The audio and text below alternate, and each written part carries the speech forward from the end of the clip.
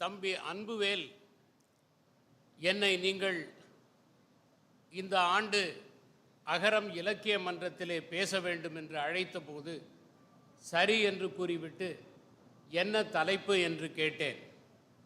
5-6 தலைப்புகளை வாட்ஸ்அப்பில் கொடுத்து அனுப்பிவிட்டு இதில் ஏதாவது ஒன்றை தேர்ந்தெடுத்து பேசலாம் என்று சொன்னார். நான் அந்த தலைப்புகளை பார்த்துவிட்டு இந்த தலைப்புகளில் இல்லை, நான் நட்பு என்கிற தலைப்பிலே பேச விரும்புகிறேன், பேசலாமா என்று கேட்டேன். சரி என்று சொன்னார்.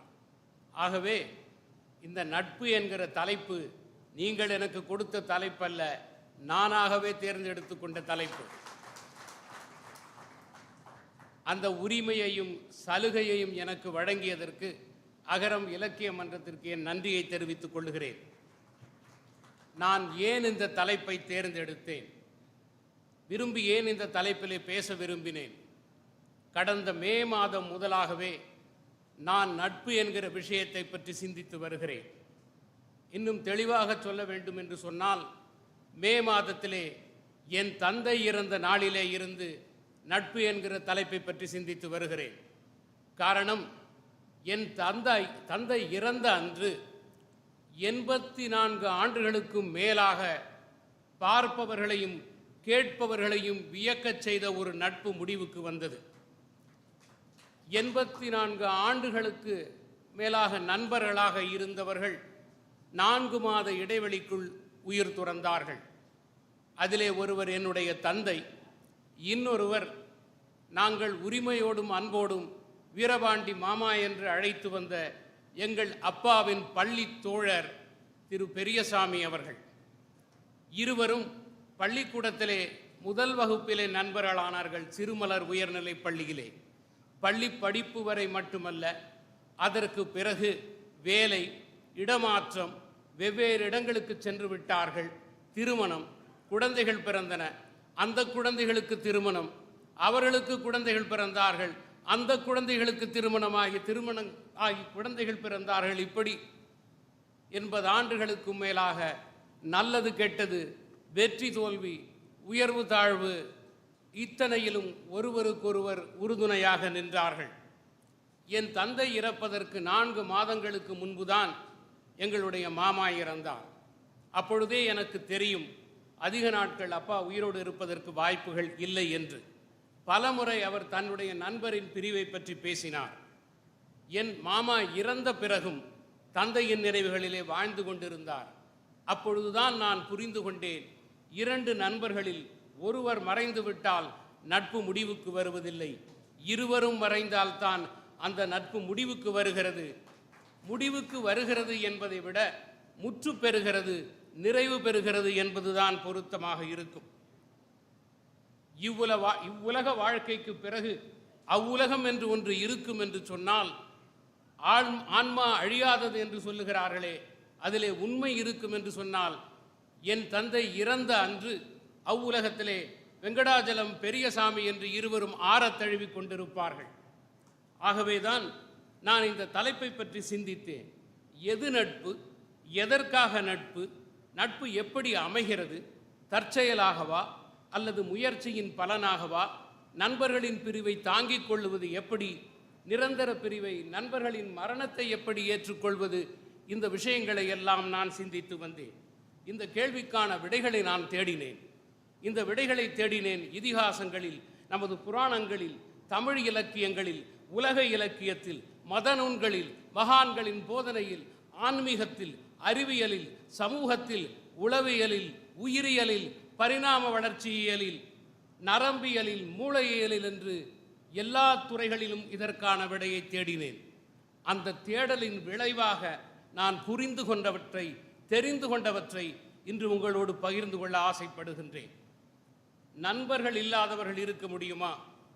யாரும் இல்லாத அனாதைகள் இருப்பார்கள், தாய் தந்தைகள் இல்லாதவர்கள் இருப்பார்கள், பிள்ளைகள் இல்லாதவர்கள் இருப்பார்கள், சகோதர சகோதரிகள் இல்லாதவர்கள் இருப்பார்கள். நாம் இருவர், நமக்கெதற்கு இருவர், ஒருவரே போதும் என்று இன்று ஒன்னே ஒன்று, கண்ணே கண்ணு என்று பெற்றுக்கொண்டால் அவர்களுக்கு சித்தப்பா, பெரியப்பா, மாமன், அத்தை என்கிற உறவுமுறைகள் இல்லாதவர்கள் இருப்பார்கள். ஆனால் நண்பர்கள் இல்லாதவர்கள் இருக்க முடியுமா? யாராவது நண்பர்கள் இல்லாதவர்கள் இருப்பார்களா? முற்றும் துறந்தவர்களுக்கு கூட, துறவிகளுக்கு கூட நண்பர்கள் இருக்கிறார்கள். துறவிகள் கூட நண்பர்கள் இல்லாமல் இருப்பதில்லை. மனிதகுல வரலாற்றிலே குடும்பம் என்கிற அமைப்பு தோன்றுவதற்கு முன்னால் நட்பு என்கிற அமைப்பு உருவானது என்று உயிரியல் பரிணாமவியல் கூறுகின்றது. மனித குழந்தை எல்லா உயிர்களைப் போலவும் பிறந்தவுடன் தானே இயங்குகிற தகுதி இல்லாமல் பிறக்கிறது. அந்த குழந்தையை கவனமாக வளர்த்தெடுக்க வேண்டும். ஆதிகால மனிதன் மிகவும் சுமத்தப்பட்டவனாக இருந்தான். குழந்தையை வளர்ப்பது, தன்னை விட பெரிய மிருகங்களிடமிருந்து தப்பி பிழைப்பது, அந்த மிருகங்களை வேட்டையாடுவது, நோய்களிலே இருந்து தப்புவது, எதிரி குழுக்களிலே இருந்து தப்புவது, இறை தேடுவது என்று மிகவும் சுமத்தப்பட்டவனாக இருந்தான். ஆகவே அந்த குழந்தையை வளர்த்தெடுக்க வேண்டும் என்று சொன்னால் ஆண் பெண் என்று இணைந்து குழந்தையை பெற்றவர்களை தவிர மற்றவர்களின் உதவி தேவைப்பட்டது. குழந்தையை வளர்ப்பதற்கு, நோய்வாய்ப்பட்டால் பார்த்து கொள்வதற்கு, அடிபட்டால் சிகிச்சை செய்வதற்கு என்று மற்றவர்கள் உதவினார்கள். மற்றவர்கள் தான் அந்த குழந்தையை வளர்த்தெடுத்தார்கள். இதற்கு ஆங்கிலத்திலே அலோ பேரண்டிங் என்று சொல்லுகிறார்கள். ஆகவே அப்படி குழந்தையை வளர்க்க உதவியவர்கள் தான் நண்பர்கள். தாங்கள் வேட்டையாடிய உணவை மற்றவர்களோடு பகிர்ந்து கொண்டவர்கள் தான் நண்பர்கள். எதிரி குழுக்கள் தாக்க வரும்போது உறவினர் அல்லாதவர்கள் உணர்ச்சியாலும் அறிவின் திறனாலும் ஒன்றிணைந்து நட்பை உருவாக்கி சமூக பாதுகாப்பை உருவாக்கி கொண்டு எதிர்த்து போராடி தங்களை காத்து கொண்டார்களே. அதனால்தான் இன்றைக்கு மனித இனம் மற்ற உயிரினங்களை விட உயர்ந்து நிற்கிறது. ஆகவே பரிணாம வளர்ச்சியிலே மனிதன் உயர்ந்து நிற்பதற்கு காரணம் நட்புதான் என்று உயிரியல் பரிணாமவியல் சொல்லுகின்றது. எனவேதான் பழங்கால தத்துவங்களிலே இருந்து இன்றைக்கு இருக்கிற நரம்பியல் மூளையியல் வரை நட்பின் முக்கியத்துவத்தை, அவசியத்தை அவர்கள் பேசிக்கொண்டே இருக்கின்றார்கள். பல்வேறு பார்வைகளில், பல்வேறு கோணங்களில் நட்பை பற்றி த்ரூ டிஃபரண்ட் லென்ஸ் என்று ஆங்கிலத்திலே சொல்லுவார்களே, அப்படி நட்பை பற்றி ஆராய்ச்சிகள் செய்து கொண்டே இருக்கின்றார்கள். நட்பை பற்றி இதுவரை மனிதன் சிந்தித்தது, அறிந்து கொண்டது, எழுதியது, பேசியது, இவைகளையெல்லாம் யாராலும் 1.5 மணி நேரத்திலே பேசிவிட முடியாது. ஆகவே இங்கே நான் சில அடிப்படை கேள்விகளை கேட்டு பதில் காண முயற்சிப்போம். ஒன்று, எது நட்பு? எதற்காக நட்பு? நட்பின் பயன் என்ன? எதற்காக நண்பர்கள்? நட்பின் அறம் எது? காலந்தோறும் நட்பு எப்படி மாறி வந்திருக்கின்றது? நண்பர்கள் இல்லாத வாழ்க்கை எப்படி இருக்கும்? நண்பர்களை பிரியாமல் இருக்க முடியுமா? நண்பர்கள் எப்படி பிரிகிறார்கள்? இறுதியாக நண்பர்களின் மரணம், நிரந்தர இழப்பை ஏற்றுக்கொள்வது எப்படி? இந்த கேள்விகளை கேட்டு நாம் விடை காண முயற்சிப்போம். இங்கே இருக்கிற அனைவருக்குமே, நம் அனைவருக்குமே நண்பர்கள் இருக்கிறார்கள். ஆகவே இந்த விஷயங்களை பற்றி நாம் ஆழ்ந்து சிந்தித்ததில்லை. ஒருபோதும் வாழ்க்கையிலே நாம் இந்த கேள்விகளை கேட்கவில்லை. இந்த சமயத்தை, இந்த 90 நிமிடங்களை உபயோகப்படுத்தி கொண்டு இந்த அடிப்படை கேள்விகளை கேட்டு நாம் சேர்ந்து சிந்திக்க வேண்டும் என்று நினைக்கின்றேன். இதற்கு விடை காண முயற்சி செய்ய வேண்டும். விடைகள் முக்கியமல்ல. இதற்கு இறுதியான விடையை, இந்த கேள்விகளுக்கு இறுதியான விடையை யாராலும் கொடுத்து விட முடியாது. ஆனால் பதில்களை விட முக்கியம் கேள்விகளை கேட்பது. சேர்ந்து கேள்விகளை கேட்க வேண்டும், சேர்ந்து சிந்திக்க வேண்டும். இதுவரை நட்பை பற்றி ஆராய்ந்தவர்கள், தெரிந்தவர்கள், அறிந்தவர்கள் சொன்னதை எல்லாம் புரிந்து கொள்ள முயற்சி செய்ய வேண்டும் என்று நான் நினைக்கின்றேன். முதலிலே தமிழ் திரையுலகில் இருந்தே நான் தொடங்க விரும்புகின்றேன். சினிமா என்பது வெறும் பொழுதுபோக்கு அல்ல. சினிமா என்பது மனிதர்களின் வாழ்க்கையை மாற்றி அமைக்கின்றது, வாழ்க்கையை கட்டமைக்கின்றது. தமிழ்நாட்டிலே சினிமா எத்தகைய மாற்றங்களை ஏற்படுத்தி கொண்டிருக்கிறது, எத்தகைய தாக்கத்தை ஏற்படுத்தி கொண்டிருக்கிறது என்பதை என்னை விட நீங்கள் நன்றாக அறிவீர்கள். பல விஷயங்களை மக்கள் திரைப்படத்தை பார்த்துத்தான் கற்றுக்கொள்கிறார்கள். உதாரணமாக, காதலிலே தோல்வி அடைந்தவர்கள் குடிக்க வேண்டும் என்பதை தேவதாஸ் படம் பார்த்துத்தான் கற்றுக்கொண்டார்கள்.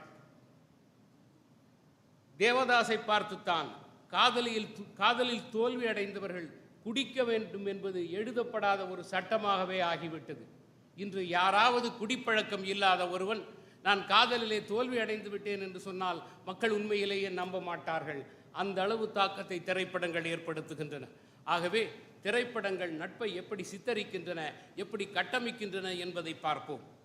பழைய படங்களிலே கதாநாயகன் இருப்பான், அவனுக்கு ஒரு நண்பன் இருப்பான். கம்பீரமான, அழகான, வலிமையான, எல்லாம் வல்ல ஒரு கதாநாயகன் இருப்பான். அவனுக்கு ஒரு அழகற்ற சாதாரணமான ஒரு காமெடியன் நண்பனாக இருப்பான். கதாநாயகன் வீரன் என்று சொன்னால் நண்பன் கோழை. கதாநாயகன் உணவை பற்றி கவலையே படமாட்டான், நண்பன் எப்போதும் பசித்தபடி இருப்பான். கதாநாயகன் சூப்பர்மேன் என்று சொன்னால் நண்பன் சுமார் மேனாக இருப்பான். கதாநாயகன் ஆழ்ந்து சிந்தித்து செயலாற்றுவான், ஆனால் நண்பன் முட்டாள்தனமான காரியங்களை செய்வான். நண்பன் என்பது பழைய படங்களிலே ஒரு பக்கவாட்டு பாத்திரம், சைடு கிக் ரோல் என்று ஆங்கிலத்திலே சொல்லுவார்கள். அப்படித்தான் இருந்தது. கதாநாயகனும் நண்பனும் சேர்ந்து ஒரு கொடுங்கோலனை எதிர்த்து போராடுவார்கள், அநீதியை எதிர்த்து போராடுவார்கள், மக்களுக்காக போராடுவார்கள். சொல்லப்போனால் எம்ஜிஆர் வகை படங்கள், அடிமை பெண், 1000ல் ஒருவன் போன்ற படங்களை சொல்லலாம். இன்னொரு வகையான நட்பையும் பழைய படங்கள் சித்தரித்தன. நண்பனும் நண்பர்களும் சமமானவர்களாக இருப்பார்கள். நண்பர்களுக்காக கதாநாயகன் தன்னை தியாகம் செய்வான், அல்லது நட்புக்கும் உறவுக்கும் இடையே சிக்கி அவன் போராடுவான். சிவாஜிமான படங்களை சொல்லலாம், நெஞ்சிருக்கும் வரை, உயர்ந்த மனிதன், பாசமலர் போன்ற படங்களை. பழைய படங்கள் விசுவாசம் நிறைந்த, லட்சியத்துக்காக போராடுகிற நட்பை சித்தரித்தன. 1980க்கு பிறகு வந்த படங்கள் நட்பின் யதார்த்தத்தை, நட்பு என்கிற பயணத்தை பற்றி பேசின. தற்போது வருகின்ற படங்கள் நட்பிலே இருக்கிற பிரச்சனைகள், பொறாமை, அகந்தை, புரிதலின்மை, துரோகம் இவைகளை எல்லாம் சித்தரிக்கின்றன. ஒரு கடத்தல்காரனுக்கும் அவனுடைய நண்பனுக்கும் இருக்கின்ற நட்பு எப்படி காதல், குடும்பம், சட்டம் இவைகளையெல்லாம் தாண்டி நிற்கிறது என்கிற தளபதி படம் சித்தரித்தது. குறையுள்ள யதார்த்தமான நட்பை சொல்லுகின்ற சுப்பிரமணியபுரம், நண்பர்களின் குழுவுக்கு இடையே இருக்கிற பிரச்சனைகளை பற்றி பேசிய சென்னை 6028, வடசென்னை போன்ற படங்கள், தன்னுடைய தோழியின் படிப்புக்காக தன்னையே தியாகம் செய்கிற ஒரு பெண்ணின் நட்பை பற்றி பேசிய வட்டத்துக்குள் சதுரம், இவை போன்ற சில குறிப்பிட்ட படங்களை நான் இங்கே சொல்ல விரும்புகின்றேன். திரைப்படங்கள் எதை கற்பித்தன?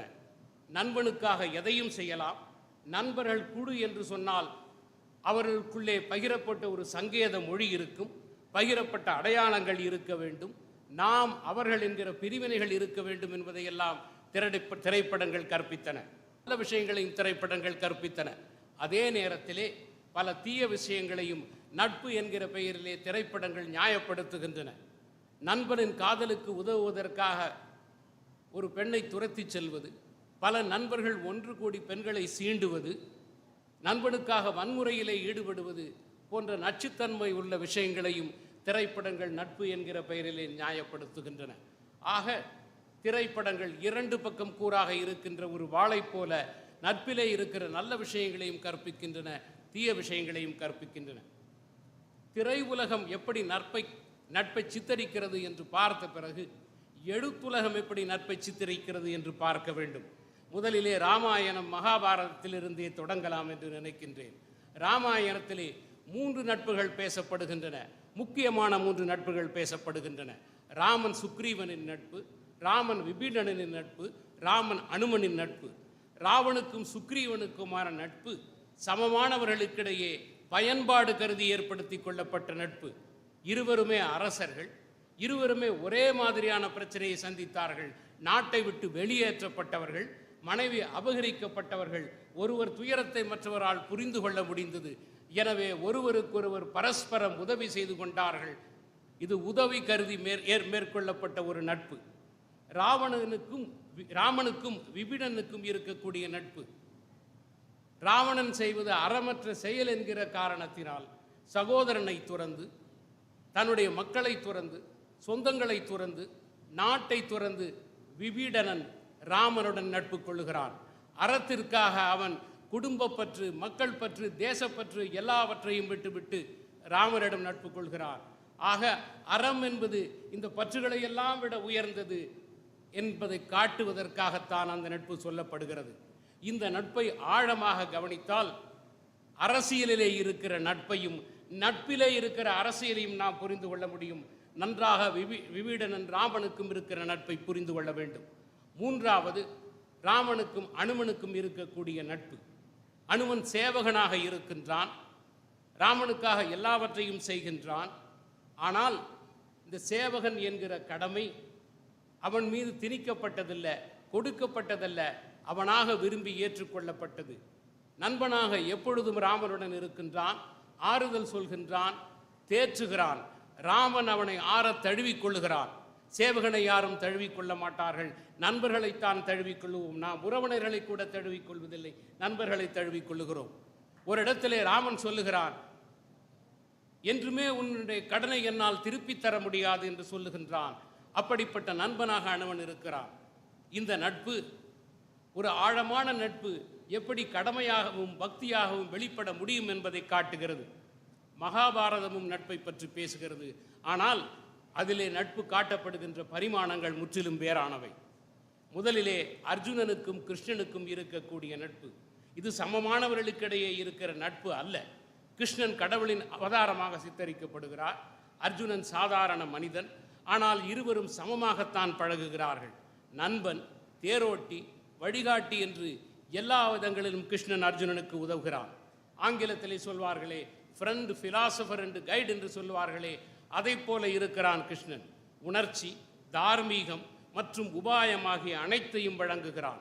உயர்ந்த இடத்திலே இருந்து பள்ளத்தாக்கிலே பாய்கின்ற நதியை போன்றது அவர்களுடைய நட்பு.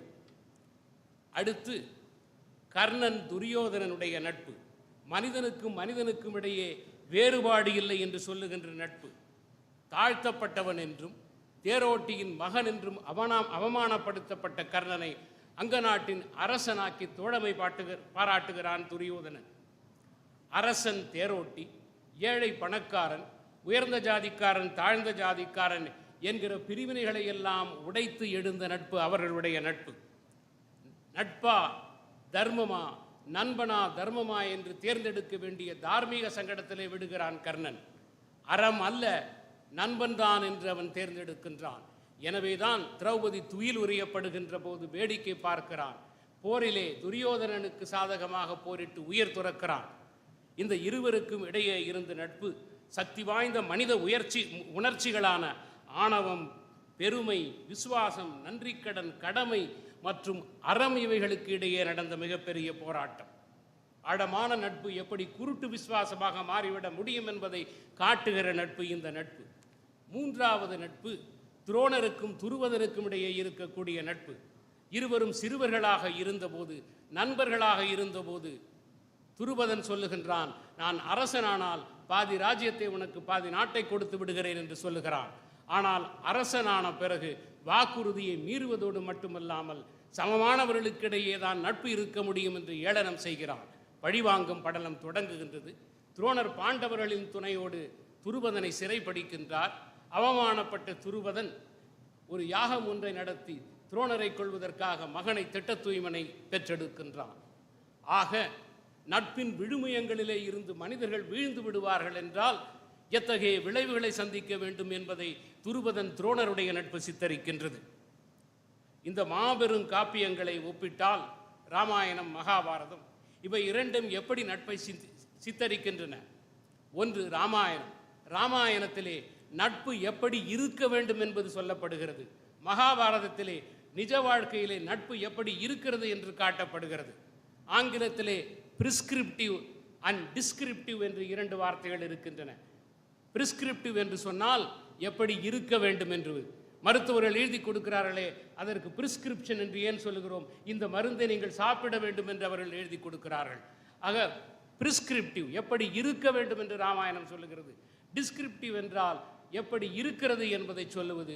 மகாபாரதம் நட்பு எப்படி இருக்கிறது என்பதை சொல்லுகின்றது. ராமாயணத்திலே நட்பு அறத்தை காக்கிறது. மகாபாரதத்திலே நட்பு அறத்திற்கு சவாலாக வந்து நிற்கின்றது. இந்த ராமாயணம் மகாபாரதத்துக்கு பிறகு நாம் சங்க இலக்கியங்களை பார்க்க வேண்டும். வள்ளுவர் நட்பை பற்றி நிறைய எழுதியிருக்கின்றார். சங்க இலக்கியங்கள் நட்பை பற்றி நிறைய பேசுகின்றன. வள்ளுவர் சொல்வது நட்பு எப்படி இருக்க வேண்டும் என்பது பிரிஸ்கிரிப்டிவ். சங்க இலக்கியங்கள் பேசுவது நட்பு எப்படி இருக்கின்றது என்பதை பேசுகின்றன, டிஸ்கிரிப்டிவ். இவற்றை நாம் மனதிலே வைத்துக் கொள்ள வேண்டும். சங்க இலக்கியங்கள் போற்றி பாராட்டிய நட்பில் 3 நட்புகளை பற்றி நான் இங்கே பேச விரும்புகிறேன். ஒன்று, மிகவும் சிலாகிக்கப்பட்ட சங்க இலக்கியங்களிலே சிலாகிக்கப்பட்ட நட்பு பிசிராந்தையார் மற்றும் கோப்பெருஞ்சோழனின் நட்பு. கோப்பெருஞ்சோழன் அரசன், சோழ பேரரசன், உறையூரிலே வாழ்கிறார். பிசிராந்தையார் புலவர், பாண்டிய நாட்டிலே இருக்கக்கூடிய பிசிர் என்கிற கிராமத்திலே வாழ்கின்றார். இருவரும் ஒருவரை ஒருவர் பார்த்தது கிடையாது, சந்தித்தது கிடையாது. ஒருவர் மற்றவரின் நற்குணங்களை பற்றி கேள்விப்பட்டு நட்பு கொள்கிறார்கள். பார்க்காமலே பழகாமலே அவர்கள் நட்பு கொள்கிறார்கள்.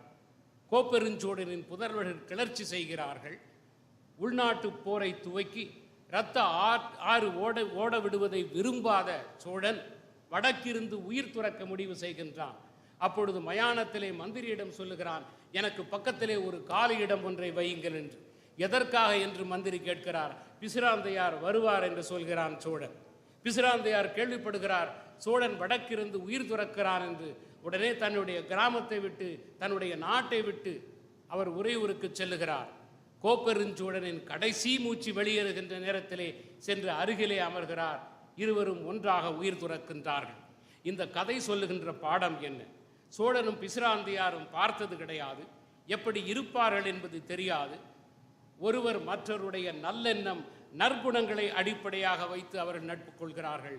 புலன்களை தாண்டிய உணர்வால் அவர்கள் இணைக்கப்படுகின்றார்கள். சம்பிரதாயமான தடைகளை எல்லாம் தாண்டியது என்று காட்டுகிறது இந்த கதை. அவர்களுடைய நட்புக்கு ஏழை பணக்காரர் என்கிற வேறுபாடோ, அரசன் சாதாரண புலவன் என்கிற வேறுபாடோ, அவன் சோழ நாட்டுக்காரன், இவன் பாண்டிய நாட்டுக்காரன், அவன் எதிரி நாட்டு அரசன், இவன் எதிரி நாட்டு புலவன், தேசப்பற்று என்பது நட்புக்கு தடையாக இல்லை, நட்பு தேசப்பற்றை தாண்டியது என்பதை காட்டுகின்றது. இதன் அடிப்படையிலே தான் வள்ளுவர் புணர்ச்சி பழகுதல் வேண்டா, உணர்ச்சி தான் நட்பாம் கிழமை தரும் என்று எழுதியிருக்க வேண்டும் என்று நான் நினைக்கின்றேன். அடுத்து சங்க இலக்கியங்கள் சொல்கிற மிகச் சிறந்த நட்பு ஔவையாருக்கும் அதிகமானுக்கும் இருந்த நட்பு. அதிகமானுக்கு ஒரு அபூர்வமான ஒரு நெல்லிக்கனி ஒன்று கிடைக்கிறது. அந்த கனியை சாப்பிட்டால் மரணமில்லா பெருவாழ்வு கிடைக்கும் என்று நம்புகிறார்கள், அல்லது நீண்ட நாட்கள் வாழலாம் என்றாவது நம்புகிறார்கள். அந்த கனியை தான் உண்ணாமல் அவன் ஔவையாருக்கு கொடுக்கிறான். அதை ஔவையார் ஒரு புறநானூற்று பாடலிலே, சிறிமலை நெல்லி தீங்கனி குறியாது ஆதல் நின்னகத்து அடக்கி சாதல் நீங்க எமக்கு ஈந்தனையே என்று பாடுகிறார். இந்த நட்பு எதை சொல்லுகிறது? நட்புக்கு ஏழை பணக்காரன் என்கிற பேதம் கிடையாது, அரசன் புலவன் என்கிற பேதம் கிடையாது, ஆண்பால் பெண்பால் என்கிற பேதம் கிடையாது. அதைவிட மிகவும் உயர்ந்த விஷயத்தை இந்த நட்பு சொல்லுகிறது. உண்மையான நண்பன் என்பவன் தன்னுடைய உயிரை விட நண்பனுடைய உயிரை பெரிதாக மதிப்பான் என்பதை இது சொல்லுகின்றது. சங்ககாலத்திலே சிலாகிக்கப்பட்ட மூன்றாவது நட்பு பாரிக்கும் கபிலருக்கும் இருந்த நட்பு. முல்லைக்கு தேர் தந்ததாக சொல்லுகின்றோமே, அதே பாரிவேந்தன் தான். கபிலர் பாரியின் நண்பராகவும் ஆலோசகராகவும் அறிவுரை வழங்குபவராகவும் இருக்கின்றார். பாரியின் மீது பொறாமை கொண்டு சேர சோழ பாண்டியர்கள் படையெடுத்து வந்து பாரியை தோற்கடிக்கிறார்கள். பாரி இறந்து விடுகிறான். தன்னுடைய இரு மகள்களுக்கும் திருமணம் செய்ய வேண்டும், அந்த கடமையை நிறைவேற்றாமலே அவன் இறந்து விடுகிறான். கபிலர் அந்த இடத்திலே இருந்து, பாரியின் இடத்திலே இருந்து, ஒரு தகப்பனின் இடத்திலே இருந்து அவர் தன்னுடைய கடமையை நிறைவேற்றுகின்றார். அந்த மகள்களுக்கு திருமணம் செய்து வைத்துவிட்டு அவர் வடக்கிருந்து உயிர் துறக்கிறார். இந்த நட்பு எதை சொல்லுகிறது? நண்பன் இறந்து விட்டாலும் நம்முடைய கடமை தொடர்கிறது என்பதைத்தான் இந்த நட்பு சொல்லுகின்றது. ஆக இந்த 3 நட்புகளும் சொல்லுவது நட்புக்கு எதுவுமே தடையாக இருக்க முடியாது என்பதைத்தான். நாம் தமிழ் இலக்கியங்களை பற்றி பேசும்போது சிலப்பதிகாரம், மணிமேகலம், இந்த இரட்டை காப்பியங்கள் எப்படி நட்பை சித்தரிக்கின்றன என்று பேசியாக வேண்டும். இளங்கோவடிகள் சிலப்பதிகாரத்திலே நட்பை திருவள்ளுவர் சொல்வதைப் போல வாழ்க்கையில் வெற்றி அடைவதற்கு தேவையான துறை நட்பு என்று சொல்லவில்லை. சங்க இலக்கியங்கள் சொல்வதைப் போல கொண்டாடப்பட வேண்டிய பிணைப்பு, உன்னதமான பிணைப்பு நட்பு என்று சொல்லவில்லை. இளங்கோவடிகள் எப்படி நட்பை வடிவமைக்கின்றார்? துயரத்தின் விளிம்பிலே இயங்குகின்ற மாந்தர்களுக்கு தேவையான ஆதரவாக நட்பை அவர் வடிவமைக்கின்றார். 3 முக்கியமான நட்புகளை பற்றி அவர் சொல்லுகின்றார். பாதுகாவல் வழங்குகிற நட்பு கவுந்தியடிகளுடைய நட்பு, நம்பிக்கைக்குரியவராக இருக்கின்ற நட்பு தேவந்தையின் நட்பு, சாட்சியாக இருக்கக்கூடிய நட்பு அந்தணன் மாடலனுடைய நட்பு. கவுந்தியடிகள் ஒரு துறவி, சமண துறவி. கவுந்தியடிகளின் நட்பு பாதுகாவல் வழங்குகிற நட்பு, வழிகாட்டுகிற நட்பு. வறியவனாகி கோவலன் புகாருக்கு வந்து கண்ணகியும் கோவலனும் பிழைப்பு தேடி புகார் நகரை விட்டு மதுரையை நோக்கி செல்லுகிறார்கள். அப்படி செல்லுகிறவர்கள் தனியாக செல்லவில்லை, கவுந்தியடிகளும் அவரோடு செல்கின்றார். அறத்தின் வழிகளை பற்றியெல்லாம் அவர் சொல்லுகிறார். வன்முறையற்ற வாழ்வு, அறம் நிறைந்த கொள்கையான வாழ்வை பற்றி அவர்களுக்கு விளக்குகிறார். இருவரையும் தன்னுடைய தவ வலிமையால் பாதுகாக்கின்றார். கோவலனை ஒரு பெண்ணின் கவர்ச்சியிலே மயங்கிவிடாமல் அவர் பாதுகாக்கின்றார். ஆக கவுந்தியடிகளோடு மேற்கொள்ளப்படுகின்ற பயணம் புகார் நகருக்கும் மதுரைக்கும் இடையே இருக்கக்கூடிய தூரத்தை, அந்த இடைவெளியை கடக்கின்ற பயணம் அல்ல, அது உண்மையிலேயே ஒரு ஆன்மீக பயணமாக சித்தரிக்கப்படுகின்றது. கோவலன் இறந்தான் என்பதை கேட்டு மனம் வருந்தி கவுந்தியடிகளும் இறந்து விடுகின்றான். இரண்டாவது நட்பு தேவந்தியினுடைய நட்பு. அவள் கண்ணகியின் தோழி. கண்ணகியின் அமைதியான துயரத்தை அவள் பகிர்ந்து கொள்ளுகிறாள். உண்மையான நட்பின் அடையாளம் ஆறுதல் சொல்லுவதல்ல, துயரங்களை பகிர்ந்து கொள்வது என்பதற்கு அடையாளமாக அவள் அங்கே இருக்கின்றாள். கண்ணகியின் பிரச்சனையை தீர்ப்பதற்கு அவள் அறிவுரை வழங்குகின்றாள். பூசைகள் எல்லாம் நடத்தி கோவலனை திருப்பி வரவழைத்து விடலாம் என்று சொல்லுகிறாள். கண்ணகி அவளுடைய அறிவுரையை ஏற்றுக்கொள்வதில்லை. அதனால் வருத்தப்படாமல் தொடர்ந்து கண்ணகியின் வருத்தத்தை அவர் பகிர்ந்து கொள்ளுகிறார். உண்மையான நட்பு என்று சொன்னால் நட்பின் அறிவுரைகள் ஒரு எல்லைகள் வரைதான் செல்லும். அதை நம்முடைய நண்பர்கள் ஏற்றுக்கொண்டாலும் ஏற்றுக்கொள்ளாவிட்டாலும் அவருடைய துயரங்களை பகிர்ந்து கொள்வது நம்முடைய கடமை என்பதை இந்த நட்பு காட்டுகிறது. மூன்றாவது, கற்றறிந்த அந்தணன் மாடலனின் நட்பு. அந்தணன் கோவலனின் தோழன். கோவலனின் கடந்த கால பெருமைகளுக்கும் அவனுடைய நிகழ்கால துயரத்துக்கும் இடையே இருக்கக்கூடிய இரண்டையும் இணைக்கின்ற பாலமாக இருக்கின்றான் மாடலன். கோவலன் மதுரைக்கு செல்லுகின்ற வழியிலே அவனை சந்தித்து கோவலனின் பெருமைகளை, பாரம்பரியத்தை, உதார குணத்தை எல்லாம் ஞாபகப்படுத்துகின்றான், நினைவூட்டுகிறான். கோவலனின் மரணத்திற்கு பிறகு அவன் சேர நாட்டுக்கு சென்று சேரன் செங்குட்டுவனை சந்தித்து நடந்தவற்றை சொல்லுகிறான். கோவலன் குற்றமற்றவன், குற்றமிழைத்தவன் பாண்டியன் என்பதை விளக்குகின்றான். ஆக நடந்த எல்லாவற்றுக்குமான அதிகாரப்பூர்வமான சாட்சியாக அவன் இருக்கிறான். மாடலின் நட்பு கோவலன் இறந்த பிறகும் தொடர்கின்றது. அவன் கோவலனின் பாரம்பரியத்தை காக்கின்றான். துயரமே வடிவான கண்ணகியை பற்றி எடுத்து சொல்லி மக்களின் மனதிலே ஒரு தெய்வமாக நீங்காத இடத்தை பெற்று தருகிறான். அவன் கோவலனின் மானத்தை அவன் இறந்த பிறகும் காக்கின்றான். ஆகவே சிலப்பதிகாரம் சொல்லுகின்ற மூன்று நட்பு, அதிலிருந்து என்ன தெரிந்து கொள்ள வேண்டும்? நட்பு என்பது மதம் கடந்தது, கவுந்தியடிகளின் நட்பு. நட்பு என்பது சாதியை கடந்தது, மாடலனின் நட்பு. மகிழ்ச்சியை கடந்தது, துயரத்திலே பங்கேற்றுக் கொள்வது, அது தேவந்தியின் நட்பு. நண்பர்கள் நம்மோடு நடப்பவர்கள், நம்முடைய வலிக்கு சாட்சியாக இருப்பவர்கள், நாம் இறந்த பிறகும் நம்முடைய கதையை உயிரோடு வைத்திருப்பவர்கள், ஒரு வகையிலே கதை சொல்லிகள் என்று சிலப்பதிகாரம் சொல்லுகின்றது. சிலப்பதிகாரத்தோடு ஒப்பிடக்கூடிய இலக்கியம் மணிமேகலை. மணிமேகலையும் மூன்று விதமான நட்பை பற்றி பேசுகின்றது. மணிமேகலை கோவலனுக்கும் கண்ணகிக்கும், கோவலனுக்கும் மாதவிக்கும் பிறந்தவள். தாயின் வழியிலே சென்று ஆடல் பாடல்களை அவள் கற்றுக்கொள்ளவில்லை, அவள் துறவு மேற்கொள்ளுகிறாள். அந்த துறவிலே மணிமேகலை தனியாக இல்லை, மூன்று நட்புகள் அவளுடைய துறவுக்கு உதவுகின்றன. அவளுடைய துறவு பாதையை அவைகள் எளிதாக்குகின்றன. முதல் நட்பு அவளுடைய தோழி மணிமேகலையின் தோழி சுதமதியின் நட்பு. சுதமதி மணிமேகலையின் நிழல் போல இருக்கிறார். உதயகுமாரன் மணிமேகலையை தொடர்கின்ற பொழுது கவசமாக இருந்து காக்கின்றார். கோவில்கள், தோட்டங்கள், இப்படி எல்லா இடங்களுக்கும் அவள் மணிமேகலையை தொடர்ந்து சென்று கொண்டே இருக்கின்றாள். அவள் மணிமேகலையை சாதாரண வாழ்க்கைக்கு இழுக்க முயற்சி செய்வதே இல்லை. இல்லற வாழ்வுக்கு வந்துவிடு, துறவரத்தை விட்டுவிடு என்றவள் அறிவுரை வழங்குவதில்லை. அவள் மணிமேகலையின் துறவுக்கு உதவி செய்கின்றாள். இரண்டாவது நட்பு தெய்வீக வழிகாட்டியாக இருக்கக்கூடிய மணிமேகலை தெய்வத்தின் நட்பு. மணிமேகலை தெய்வம் மணிமேகலையின் குடும்ப தெய்வம், பாதுகாவல் தெய்வம். மணிமேகலையை மணிபல்லவ தீவுக்கு அழைத்து சென்று அவளுடைய முற்பிறவிகளை பற்றியெல்லாம் எடுத்து சொல்லி அவளுடைய தற்கால நிலைக்கு காரணமான கர்ம வினைகளை எல்லாம் விளக்கி அதீத சக்திகளை எல்லாம் அவளுக்கு அளித்து அமுது சுரபையை அவளுக்கு கொடுக்கின்றது. ஆக இந்த நட்பு தெய்வத்துக்கும் மனிதனுக்கும் இருக்கக்கூடிய நட்பு. இந்த நட்பு தனிப்பட்ட ஒரு மனிதன் மீது தெய்வம் கொண்ட நட்பு அல்ல, தர்மத்தின் வழியிலே செல்கிறவர்களுக்கு உதவுகின்ற ஒரு நட்பு. மூன்றாவது நட்பு அரவண அடிகளின் நட்பு. அரவண அடிகள் பௌத்த துறவி. அவர் மணிமேகலையின் கேள்விகளுக்கு பதிலளித்து பௌத்த மதத்தின் சித்தாந்தங்களை எல்லாம் விளக்கி சொல்லுகிறார். ஞானம் அடைவதற்கான வழிமுறைகளை எல்லாம் எடுத்துரைக்கின்றார். அரவணடிகள் தன்னுடைய ஞானத்தை பகிர்ந்து கொள்ளுகிறார், அறிவை பகிர்ந்து கொள்ளுகிறார். மக்களுக்கு உதவ வேண்டும் என்கிற மணிமேகலையின் கருணைக்கு தேவையான அமைப்பையும் அர்த்தத்தையும் கொடுக்கிற சிக்கலான புத்தமத கோட்பாடுகளை எல்லாம் விளக்கி சொல்லுகிறார்.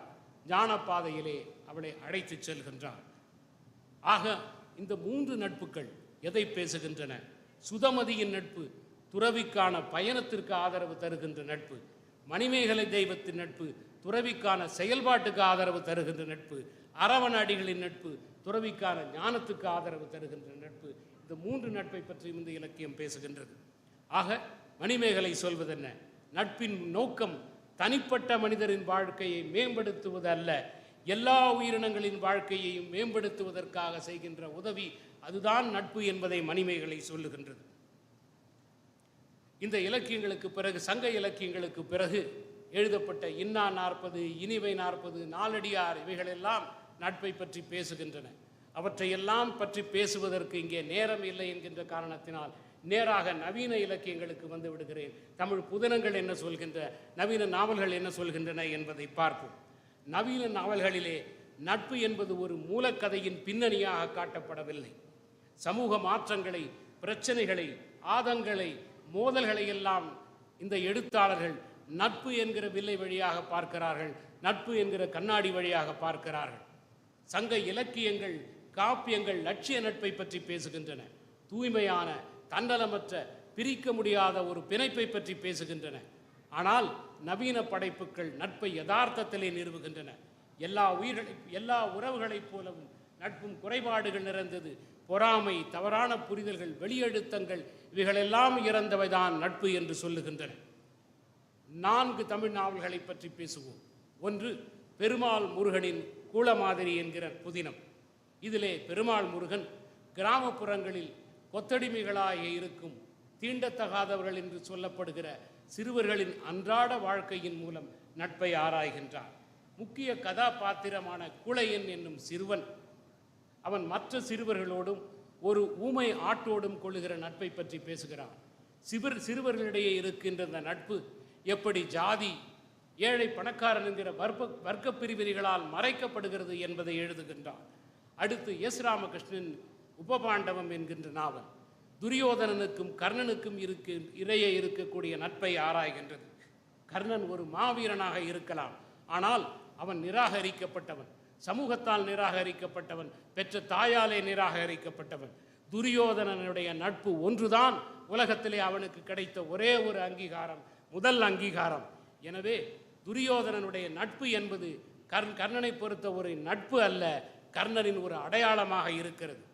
துரியோதனனுக்கு அவன் துரோகம் செய்த அறத்தின் பக்கத்தில் நின்று விடுவான் என்று சொன்னால் அவன் தன்னுடைய அடையாளத்தை துறக்க வேண்டியது இருக்கும், மீண்டும் தேரோட்டியின் மகனாகவே மாறிவிட வேண்டியிருக்கும். ஆகவே கர்ணன் துரியோதனன் பால் கொள்வது விசுவாசம் நிறைந்த நட்பு மட்டுமல்ல, அது தன்னுடைய இருத்தலை பாதுகாத்துக் கொள்ளுகின்ற ஒரு செயல் என்று சொல்லுகிறார். ஆரம்பத்திலே நட்பு என்பது எப்படி ஒரு பாதுகாவல் வளையமாக தொடங்கி இறுதியிலே சிறை வைக்கிற கூண்டாக மாறிவிடுகிறது என்பதை அவர் சொல்லுகின்றார். நட்பு என்பது ஒரே சமயத்திலே பலமாகவும் பலவீனமாகவும் இருந்து கர்ணன் வீழ்ச்சிக்கு எப்படி காரணமாக இருக்கிறது என்பதை எடுத்து சொல்லுகிறார். 3வது, இமயத்தின் செல்லாத பணம் என்கிற நாவல். நட்புக்கும் சாதிக்கும் உள்ள பிரச்சனைகளை அவர் அலசுகின்றார். சிறுவயதிலே வகுப்பிலே சாதி பேதங்கள் இல்லாமல் பழகுகிற சிறுவர்களின் நட்பு அவர்கள் வளர வளர சாதி என்கிற சமூக அரக்கனால் எப்படி நசுக்கப்படுகிறது என்பதை அவர் படம் பிடிக்கின்றார். தனி இருவருக்கிடையே இருக்கின்ற நட்பு எப்படி ஒரு சமூகத்தின் ஊழிடையாக மாறிவிட முடியும் என்பதை கி. ராஜநாராயணன் கோபல்ல கிராமத்திலே சொல்லுகின்றார். சாதாரணமான அன்றாட வாழ்வின் விசுவாசங்கள் ஒரு கிராமத்தை எப்படி ஒத்திசைவாக இயங்க வைக்கின்றன, சேர்த்து வைத்திருக்கின்றன என்பதை அவர் சொல்லுகின்றார். நவீன புதினங்கள் அத்தனையும் படிப்பதற்கு எனக்கு நேரமும் இல்லை, படித்தவைகளை பேசுவதற்கும் இங்கே நேரம் இல்லை. எனவே இந்த 4 நிறுத்தி கொள்ள வேண்டும். இந்த சங்க இலக்கியங்களையும் நவீன இலக்கியங்களையும் நாம் ஒப்பிட்டு பார்த்தால், சங்க இலக்கியங்களோடு ஒப்பிடும்போது நவீன புதினங்கள் நட்பை சித்தரிக்கின்ற விதமே வேறு விதமாக இருக்கின்றன. சங்ககால இலக்கியங்கள் நான் முன்பே சொன்னதைப் போல லட்சியவாத முழுமையான நட்பை பற்றி பேசுகின்றன, விசுவாசம் நிறைந்த நட்பை பற்றி பேசுகின்றன. நட்பு என்பது ஒரு அறம் என்று சொல்லுகின்றன. சமுதாயத்தின் பிரிவுகள் எல்லா பிரிவுகளையும் கடந்து நிற்பது நட்பு என்று பேசுகின்றன. ஆனால் நவீன படைப்புகள் காட்டுகின்ற நட்பு நிஜமானது, குறையுள்ளது, சாதி பிரிவினைகளை தாண்டி செல்ல முடியாமல் சிதைகின்ற நட்பு. இங்கே நட்பு என்பது இரண்டு தனி மனிதர்களின் பிரச்சனை அல்ல, சமூகம் சார்ந்த பிரச்சனை. பெண்களுக்கு எப்படி நட்பிலே பிரச்சனைகள் வருகின்றன என்பதையெல்லாம் நவீன இலக்கியங்கள் பேசுகின்றன. ஆக இதுவரை திரைப்படங்கள், இலக்கியங்கள் நட்பை எப்படி சித்தரித்தன என்று பார்த்தோம். நான் முன்பே சொன்ன அந்த கேள்விகளை எல்லாம் கேட்டு மற்ற துறைகள், தத்துவம், அறிவியல், உளவியல், நரம்பியல் எல்லாம் எத்தகைய விடைகளை தருகின்றன என்று பார்க்க வேண்டும். முதல் கேள்வி, எது நட்பு என்கின்ற கேள்வி. முதலில் வள்ளுவரிடமிருந்தே தொடங்குவோம். வள்ளுவர் நட்பை பற்றி 50 குறள்கள் எழுதியிருக்கிறார், 5 அதிகாரங்கள் எழுதியிருக்கிறார். வேறு எந்த ஒரு விஷயத்தை பற்றியும் அவர் 50 குறள்கள் எழுதவில்லை, 5 அதிகாரங்கள் எழுதவில்லை. வாய்மை, வெகுளாமை, வாழ்க்கை துணை நலம், புதல்வரை பெறுதல், விருந்தோம்பல், இவைகளுக்கு கூட ஒரு அதிகாரம்தான், 10 குறள்கள் தான் எழுதியிருக்கிறார். நட்புக்கு 50 குறள்கள் எழுதியிருக்கின்றார். எவ்வளவு முக்கியத்துவம் நட்புக்கு கொடுத்திருக்கிறார் என்பதை நான் புரிந்து கொள்ள வேண்டும். 5 அதிகாரங்கள்: நட்பு, நட்பு ஆராய்தல், பழமை, தீநட்பு, கூடா நட்பு என்று 5 அதிகாரங்கள் எழுதியிருக்கிறார். எதை நட்பு என்று சொல்லுகிறார்? அகநக நட்பது நட்பென்ற நெஞ்சத்து, முகநக நட்பது நட்பென்ற நெஞ்சத்து, அகநக நட்பது நட்பு என்று சொல்லுகிறார். முகம் சிரிக்க பழகுவது நட்பல்ல, நெஞ்சம் மலர வேண்டும் என்று சொல்லுகிறார். நட்பு என்பது ஆழமாக இருக்க வேண்டும், இதயங்களை பிணைக்க வேண்டும், அதுதான் நட்பு என்று சொல்லுகிறார். இரண்டாவது, நாம் பலமுறை கேட்டு கேட்டு நன்றாக நாம் அறிந்த குறள், உடுக்கை இழந்தவன் கை போலே அங்கே இடுக்கன் களைவதாம் நட்பு என்று சொல்லுகிறார். உடை நழுவினால் தடுத்து பிடிக்கின்ற கரம் போல இடையூறு நேருகின்ற பொழுது விரைந்து சென்று உதவுவது என்று நட்பு என்று சொல்லுகிறார். உடை கேட்கவில்லை என்னை காப்பாற்று என்று, உதவி வேண்டுமா என்று கேட்கவில்லை கை, விரைந்து சென்று காக்கிறது என்று சொல்லுகிறார். ஆக 2 விஷயங்களை அவர் தெளிவுபடுத்துகின்றார். ஒன்று, நட்பு என்பது மேம்பாக்கான உறவு அல்ல, ஆழமான பிணைப்பு என்று சொல்லுகிறார். இரண்டாவது, நட்பு என்பது செயலில் வெளிப்படுவது, வெறும் இனிமையான வார்த்தைகளோடு நின்று விடுவதல்ல என்று சொல்லுகின்றார். மேற்கத்திய உலகத்திலே இயேசுநாதர் பிறப்பதற்கு 400 ஆண்டுகளுக்கு முன்பு பிறந்த மிகப்பெரிய தத்துவ ஞானி அரிஸ்டாட்டில். சாக்ரட்டிஸின் மாணவராகிய பிளாட்டோவின் மாணவர், அலெக்சாண்டரின் ஆசிரியராக இருந்தவர். அவர் அறத்தை பற்றி ஒரு மிகச்சிறந்த புத்தகம் எழுதியிருக்கிறார், நிகமாக்கியன் எத்திக்ஸ், நிகமாக்கியன் அறம் என்கிற புத்தகம். அந்த புத்தகத்திலே 2 அதிகாரங்கள் நட்பை பற்றி பேசுகின்றார். 2 அதிகாரங்கள், 10 அதிகாரம் கொண்ட புத்தகத்திலே 20% நட்புக்காக அவர் ஒதுக்கி இருக்கின்றார். அவர் சொல்லுகின்றார், உயர்ந்த நட்பு என்பது 2 நல்ல மனிதர்கள், அறம் சார்ந்த மனிதர்கள் ஒருவர் மற்றொருவரின் நற்பண்புகளை நேசிப்பதுதான் என்று சொல்லுகிறார். கோப்பெருஞ்சோழன் பிசிராந்தையார் நட்பு போல. சிசேரோ என்கிற தத்துவ ஞானி, ரோமாபுரியைச் சேர்ந்த தத்துவ ஞானி, இயேசு பிறப்பதற்கு 100 ஆண்டுகளுக்கு முன்பு பிறந்தவர். அவர் சொல்லுகிறார், எல்லாவற்றிலும் ஒத்த கருத்தும் பாசமும் நல்லெண்ணமும் இருப்பதுதான் நட்பு என்று சொல்லுகிறார். 16ஆம் நூற்றாண்டில் வாழ்ந்த பிரெஞ்சு தத்துவ ஞானியும் மிகச்சிறந்த கட்டுரை எழுத்தாளருமான மாண்டேனியா அவர்கள் சொல்லுகின்றார், நட்பு என்பது விதி, விவரிக்க முடியாத பிணைப்பு என்று சொல்லுகிறார். 2 ஆன்மாக்கள் இயற்கைக்கு அப்பாற்பட்டு தனித்துவமாக பிணைக்கப்பட்டால் அதுதான் நட்பு என்று சொல்லுகின்றார். இன்று நம்முடைய சமகாலத்திலே வாழ்ந்து கொண்டிருப்பவரும் உலகின் இன்றைய மிகச்சிறந்த தத்துவ ஞானியாகவும் கருதப்படுகிற, நட்பை பற்றி எழுதி கொண்டிருக்கிற அலெக்சாண்டர் நெஹமாஸ் என்கிற அமெரிக்க தத்துவ ஞானியை சொல்லுகிறார், நட்பு என்பது ஒரு அழகியல் ஈர்ப்பு என்கிறார். ஒருவரின் தனித்துவமான குணம், பாணி மற்றும் நடத்தியிலே நமக்கு இருக்கிற மோகம்தான் நட்பு என்று சொல்லுகிறார். 20ஆம் நூற்றாண்டின் மிகப்பெரிய பின்னவீனத்துவவாதியாக கருதப்பட்ட ஜாக் டெரிடா சொல்லுகின்றார், நட்பு என்பது நிபந்தனையற்று பிறரை வரவேற்பது, அதுதான் நட்பு என்று சொல்லுகின்றார். புத்தர் ஞானமடைய வேண்டும் என்று சொன்னால் நட்பு தேவை என்று சொல்லுகிறார். புத்தரின் நிழல் போல பல ஆண்டுகள் இருந்த அவருடைய சீடன் ஆனந்தா ஒருமுறை புத்தரிடம் சொல்லுகிறான், புனித வாழ்க்கையில் பாதி உன்னதமான நட்பு என்று சொல்லுகிறான். புத்தர் உடனே அவனை திருத்துகிறார், இல்லை ஆனந்தா, பாதி இல்லை, புனித வாழ்க்கையின் முழுமையுமே உன்னதமான நட்பு என்று சொல்லுகிறார். அந்த அளவுக்கு புத்தர் நட்புக்கு முக்கியத்துவம் கொடுக்கின்றார். ஆனால் இந்த 21ஆம் நூற்றாண்டிலே இணையதள உலகத்திலே சோஷியல் மீடியா உலகத்திலே நட்பு என்பது முகநூலில் ஒரு பதிவை வெளியிட்டவுடன் உடனே தம்ஸ் அப் சிம்பிள் கிடைப்பது, லைக் சிம்பிள் கிடைப்பது என்கின்ற அளவிலே மாறி வந்திருக்கிறது. ஆக எது நட்பு என்பது காலந்தோறும் மாறி வந்திருக்கிறது. சிந்திப்பவர்களின் சிந்தனைக்கு ஏற்ப நட்பு என்பதன் விளக்கம் மாறி வந்திருக்கிறது என்பது மட்டுமல்ல, முரண்பட்டும் இருக்கிறது. இதுவரையே நாம் பார்த்த விளக்கங்களை அப்படியே ஏற்றுக்கொள்ள வேண்டும் என்கிற அவசியமில்லை. சில கேள்விகளை நாம் கேட்க வேண்டும். இரண்டு நல்ல மனிதர்களுக்கிடையே ஏற்படுவதுதான் உயர்ந்த நட்பு என்று சொன்னால், நிஜ வாழ்க்கையிலே இரண்டு கெட்டவர்களுக்கிடையே அருமையான நட்பு இருப்பதை நாம் பார்த்திருக்கிறோம். சோலை திரைப்படத்திலே பார்த்திருப்பீர்கள். இரண்டு திருடர்களுக்கிடையே ஒரு அருமையான நட்பு இருப்பதை இந்த திரைப்படம் காட்டுகின்றது. ஆக இரண்டு தீயவர்கள் சேர்ந்து சமூகத்திற்கு தீங்கிழைக்கலாம், தங்களுக்கு தீங்கிழைத்துக் கொள்ள மாட்டார்கள், உயிர் கொடுப்பார்கள், உயிரை காப்பார்கள்.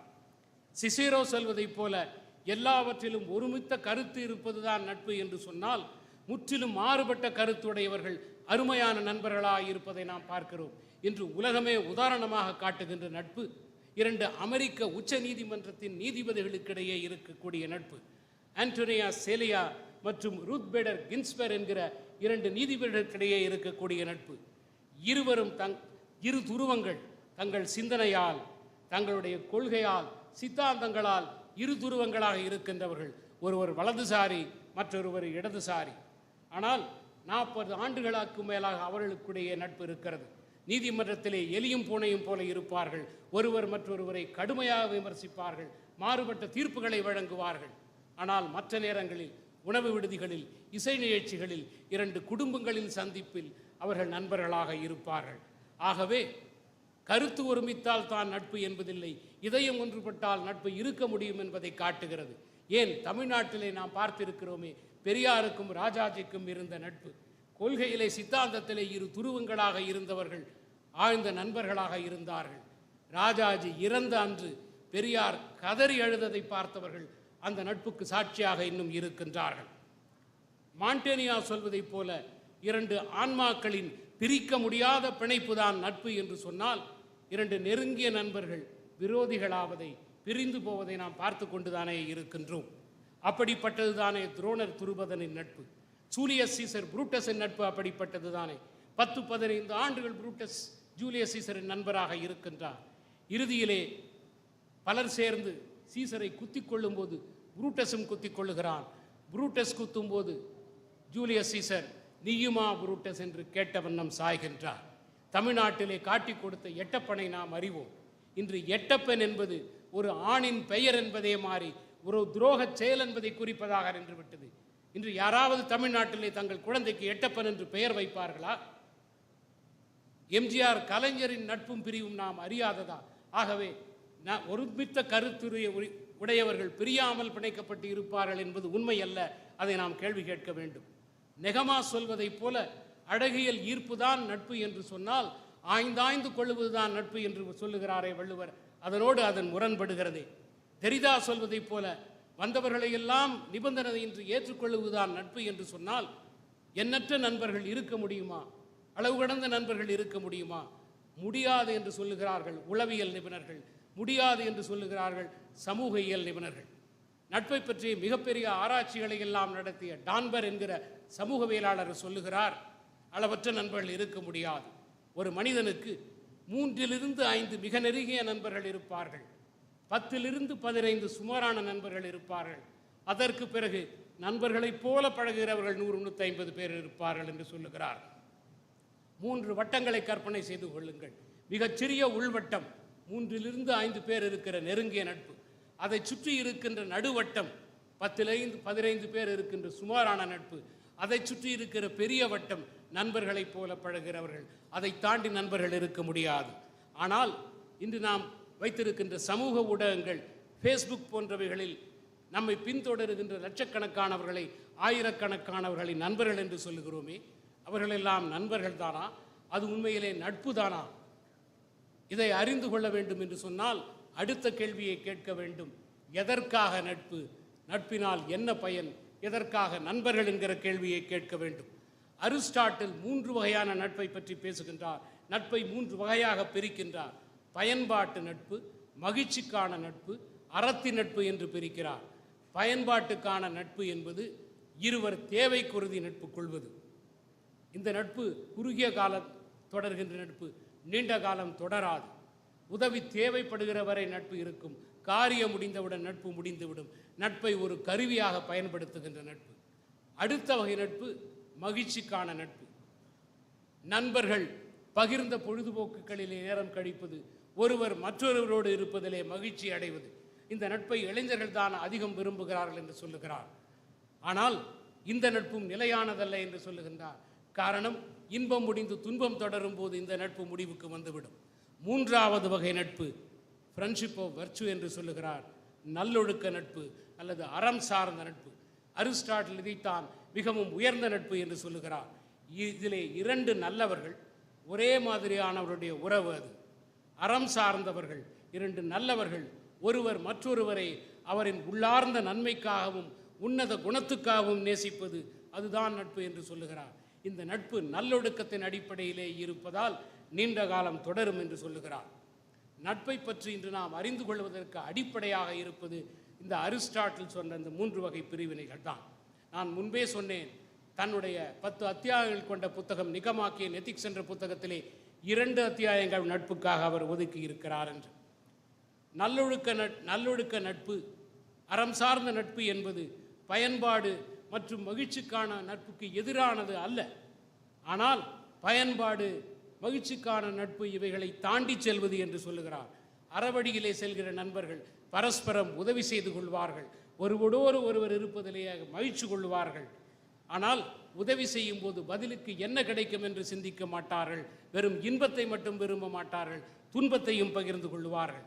எனவே இந்த நட்பு நான் அவன் என்கிற பிரிவு இல்லாமல் அவர்கள் இருப்பார்கள். இதைத்தான் அரிஸ்டாட்டில் என் நண்பன் என்னுடைய இன்னொரு சுயம் என்கிறார். அனதர் செல்ஃப் என்று ஆங்கிலத்திலே சொல்லுகிறார். 2 உடல்களிலே இயங்குகின்ற ஒரே ஆன்மா, அதுதான் நட்பு என்று அவர் சொல்லுகின்றார். நண்பர்கள் ஒன்றாக இணைந்து அறத்தை கடைபிடிப்பார்கள், ஒன்றாக இருக்கும்போது அறத்தை பற்றி பேசுவார்கள், அறத்தை பற்றி சிந்திப்பார்கள், அதுதான் உயர்ந்த நட்பு என்று சொல்லுகிறார். வள்ளுவர் 5 அதிகாரங்கள் நட்புக்கு எழுதியிருக்கிறார் என்று சொன்னேன்.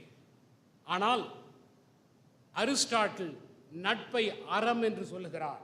அறம் பற்றி எழுதிய புத்தகத்திலே அவர் நட்பை வைக்கிறார். ஆனால் 5 அதிகாரங்கள் வள்ளுவர் எழுதியிருந்தாலும் நட்பை பொருட்பாலிலே கொண்டு வைக்கிறார், அறத்துப்பாலிலே வைக்கவில்லை.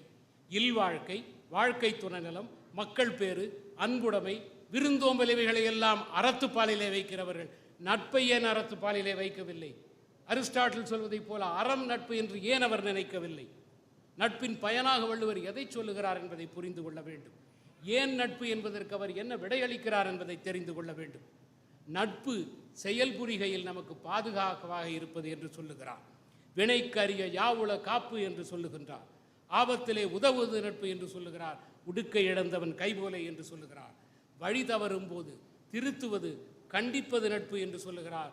தவறான வழியிலே செல்வதை தடுக்க வேண்டும் என்று சொல்லுகிறார். சரியான பாதையிலே அழைத்து செல்ல வேண்டும் என்று சொல்லுகிறார். மிகுதிக்கண் மேற்சென்று இடித்தல் பொருட்டு, நகுதல் பொருட்டு என்று நட்பு, மிகுதிக்கண் மேற்சென்று இடித்தல் பொருட்டு என்று சொல்லுகிறார்.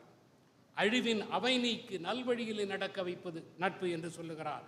அல்லல்கண் ஆற்றறுப்பர் நட்பு என்று சொல்லுகிறார்.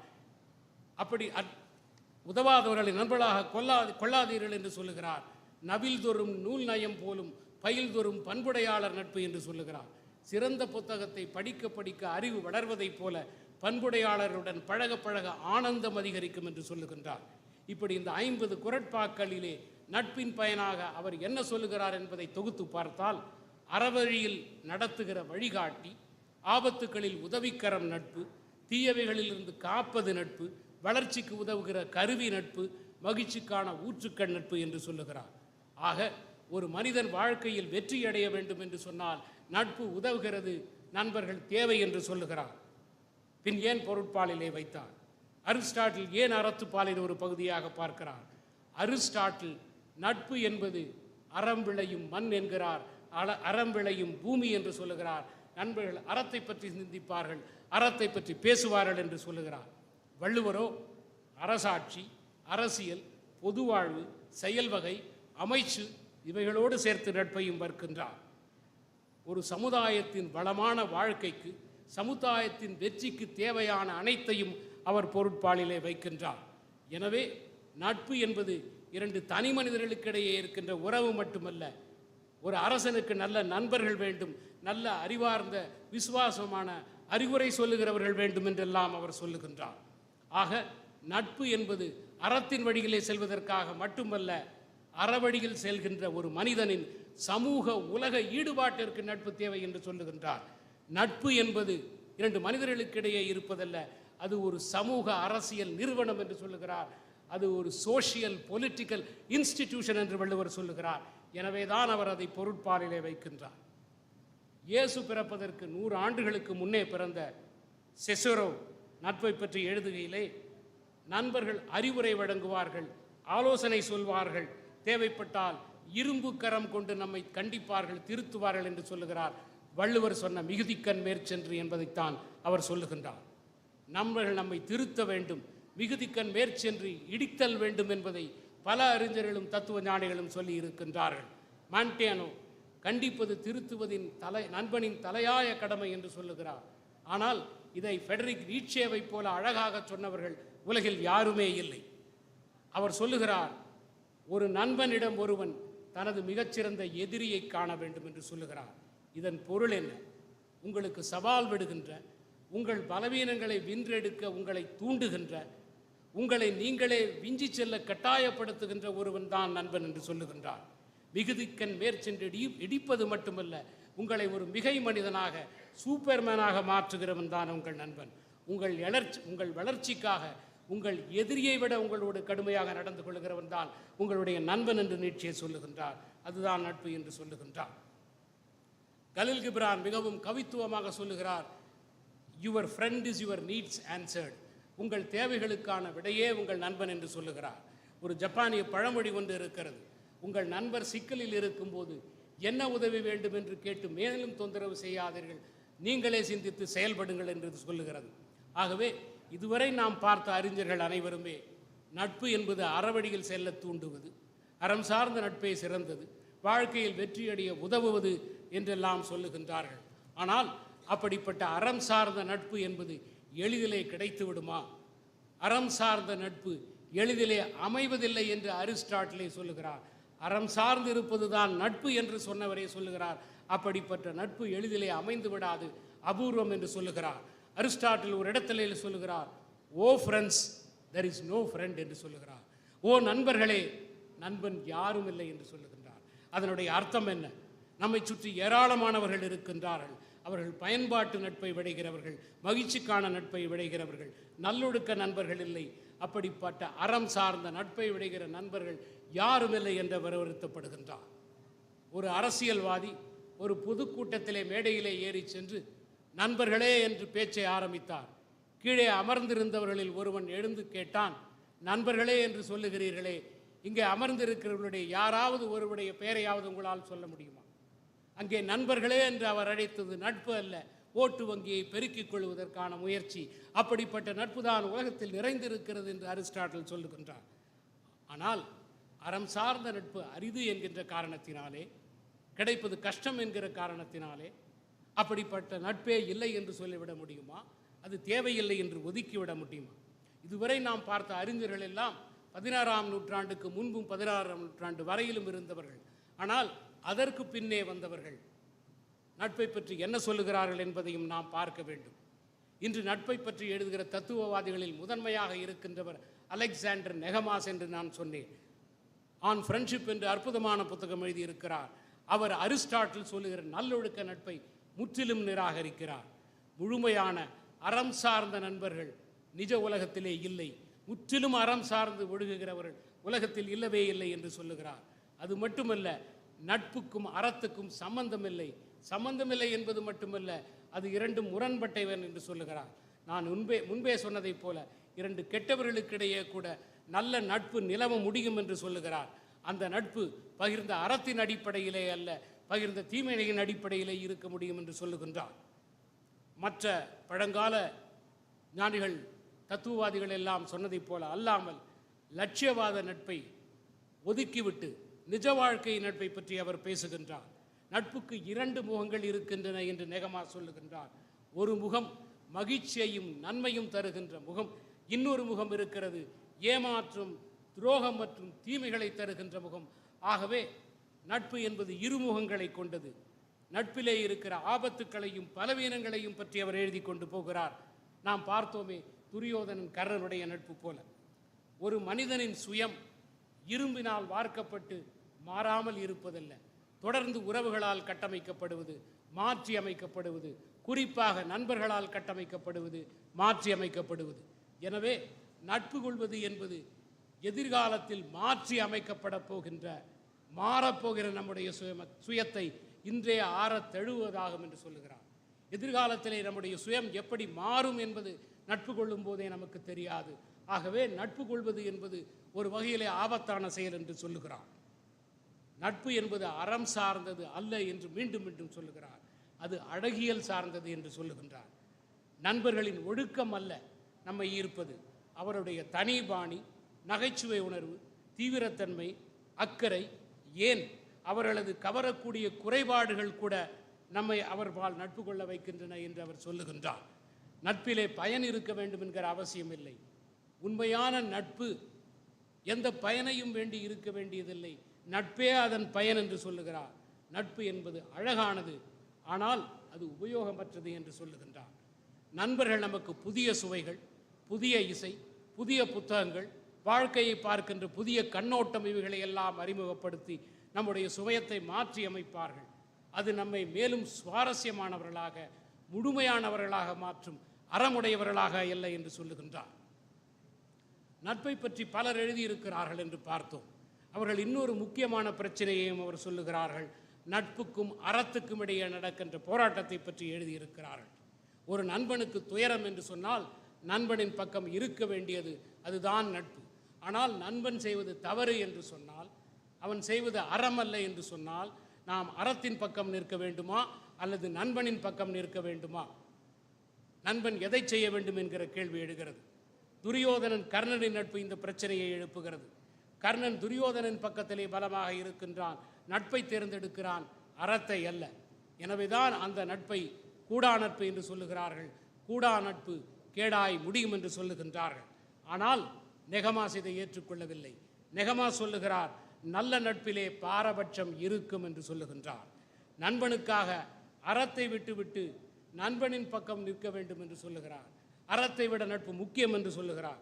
உலகத்தின் அளவுகோள்கள் படி, உலகம் எதை அறம் என்று நினைக்கிறதோ அதன்படி நண்பன் செய்வது தவறாகவே இருந்தாலும், மொத்த உலகமுமே நண்பனை எதிர்த்து நின்றாலும் நண்பனின் பக்கத்திலே நிற்க வேண்டும், அதுதான் நட்பின் அறம் என்று சொல்லுகிறார். உலகத்தின் நியதியோடு நட்பின் நியதி ஒத்துப்போக வேண்டிய அவசியமில்லை. நட்புக்கென்று ஒரு தனி நியதி இருக்கிறது, அதன்படி நண்பனின் பக்கத்திலே நிற்க வேண்டும் என்று சொல்லுகிறார். ஆகவே கர்ணன் செய்வது தவறு என்று ஒருபோதும் நெகமாஸ் ஒப்புக்கொள்ள மாட்டார். நட்பை பற்றி 3 பார்வைகள் உலக வரலாற்றிலே இருக்கின்றன. செவியல் பார்வை, செவியல் பார்வை கிளாசிக்கல் வியூ பழங்காலத்திலே இருந்தது. அதற்கு பிறகு 17ஆம் நூற்றாண்டிலிருந்து 20ஆம் நூற்றாண்டு வரை அறிவழி பார்வை, ஏஜ் ஆஃப் என்லைட்டன்மென்ட் என்று சொல்லுகிறோம், நவீனத்துவ பார்வை என்று சொல்லுகிறோம். அதிலே இருந்த நட்பை பற்றிய பார்வை. 20ஆம் நூற்றாண்டிலே இருந்து வருகின்ற பார்வை அது பின்னவீனத்துவ பார்வை. இந்த 3 பார்வைகளிலும் நட்பை காண்கின்ற விதம் மாறுபடுகின்றது. செவியல் பார்வையிலே நட்பு என்பது 2 நல்ல மனிதர்களுக்கு, ஒரே மாதிரியான மனிதர்களிடையே, அறம் சார்ந்த மனிதர்களிடையே ஏற்படுகின்ற ஒரு பிணைப்பு.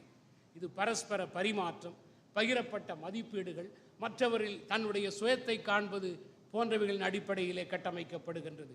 இந்த நட்பிலே ஒற்றுமை, நிலையான தன்மை இவைகள் இருக்கின்றன. இதைத்தான் செவியல் சொல்லுகின்றது. ஆனால் பின்னர் எழுந்த நவீன பார்வை 17ஆம் நூற்றாண்டு வரை, 17ஆம் நூற்றாண்டிலிருந்து 20ஆம் நூற்றாண்டு வரையிலே இருந்த பார்வை, இதை அறிவொளி பார்வை என்று சொல்லுகிறோமே, அந்த பார்வை நட்பு என்பது 2 தனி மனிதர்களுக்கிடையே ஏற்படக்கூடிய ஒரு வகையான ஒப்பந்தம், உணர்வு மற்றும் பரஸ்பர அங்கீகாரம் ஆகியவற்றின் அடிப்படையிலே கட்டமைக்கப்படுகின்றது. இது தனிப்பட்ட மகிழ்ச்சிக்கும் சமூக மகிழ்ச்சிக்கும் ஒற்றுமைக்கும் ஆதாரமாக இருக்கிறது என்று சொல்லுகிறது. 20ஆம் நூற்றாண்டிற்கு பின்னாலே வந்த பின் நவீனத்துவவாதிகள் இந்த பார்வைகளை எல்லாம் கேள்விக்குள்ளாக்குகின்றார்கள், சந்தேகிக்கின்றார்கள், இவற்றையெல்லாம் கட்டவிழ்க்கின்றார்கள். ஆங்கிலத்திலே டீகன்ஸ்ட்ரக்ஷன் என்று சொல்லுகின்றோம். அவர்கள் உலகளாவிய உண்மைகள் இருக்கும் என்பதை சந்தேகிக்கின்றார்கள்.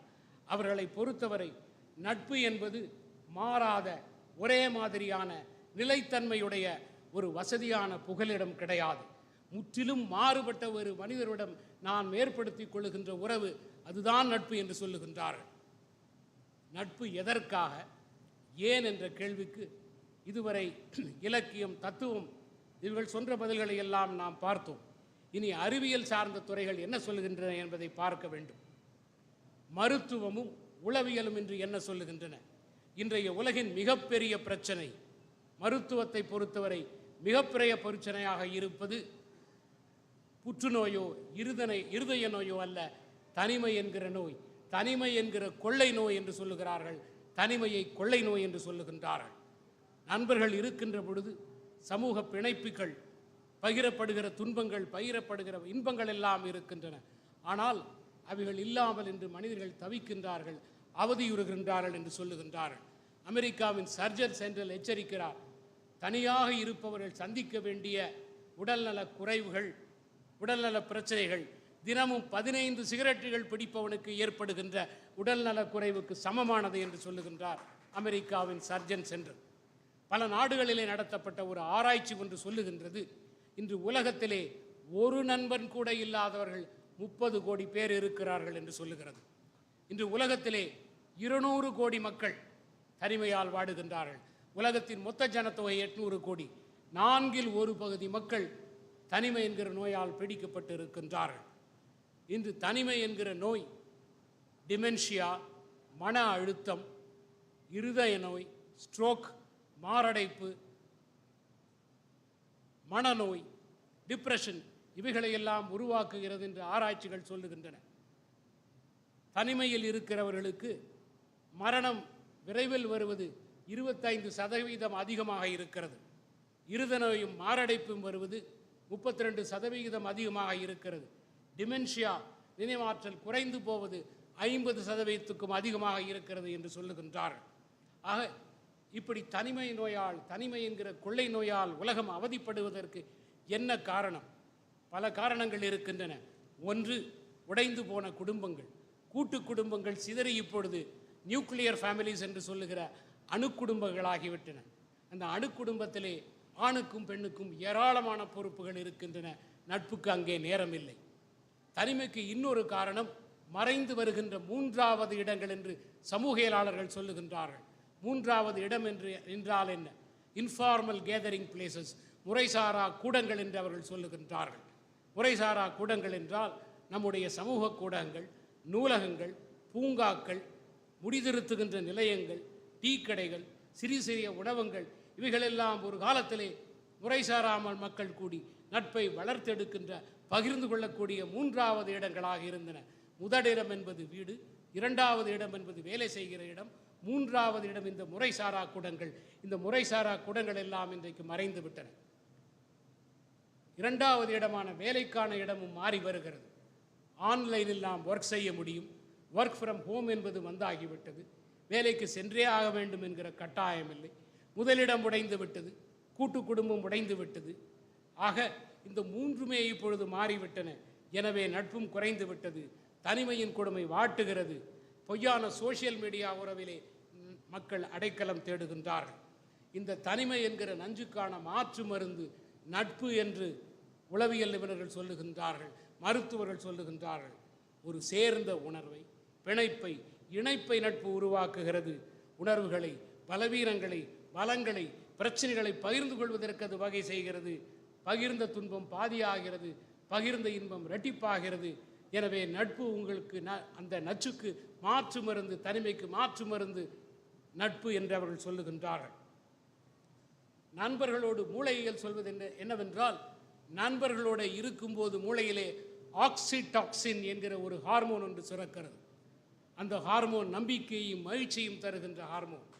மன அழுத்தத்தை உண்டுபடுத்துகின்ற ஸ்ட்ரெஸ் இன்டியூசிங் ஹார்மோன் என்று சொல்லுகிறோமே, அந்த கார்டிசால் என்கிற ஹார்மோன் சுரப்பதை அது தடுக்கிறது என்று சொல்லுகின்றார்கள். சமூகவியல் நட்பை ஒரு சமூக கட்டமைப்பாகவே பார்க்கிறது. தனிப்பட்ட நண்பர்களுக்கு அப்பாற்பட்டு நட்பு என்பது சமூகத்தை ஒருங்கிணைக்கின்ற ஒரு சாதனம் என்று அவர்கள் சொல்லுகின்றார்கள். மற்ற உறவுகளைப் போல நட்பு என்பது பிறப்பினால் உறுதி செய்யப்படுவதில்லை. மற்ற உறவுகளைப் போல திருமணம் போன்று சடங்கு சம்பிரதாயங்களால் உறுதி செய்யப்படுவதில்லை. நட்பு என்பது நாமவே விரும்பி தேர்ந்தெடுப்பது.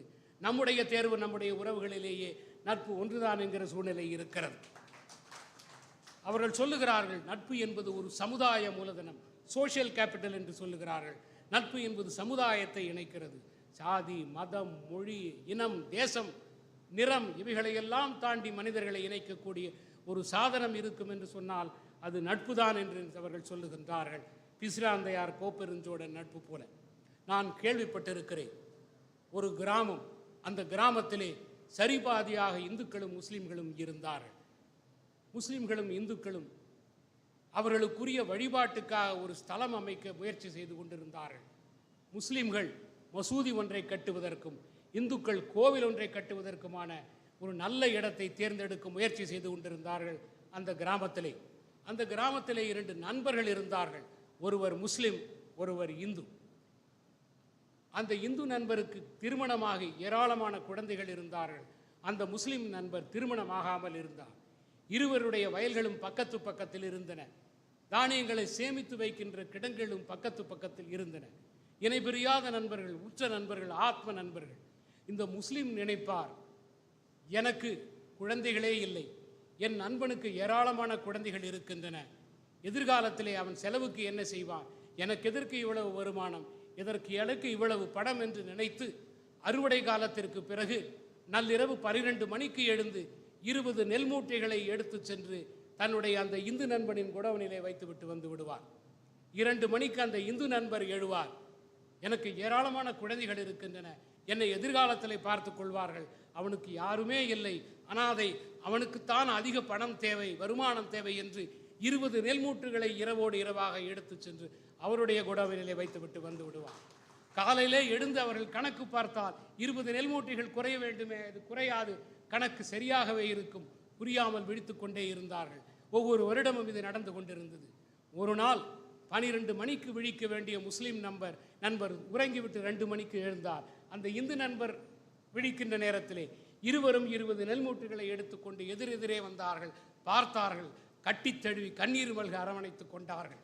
அந்த ஆரவாரத்திலே ஊர் மக்கள் முழுவதும் அங்கே வந்து விட்டார்கள். அந்த அற்புதமான நட்பை பார்த்தார்கள்.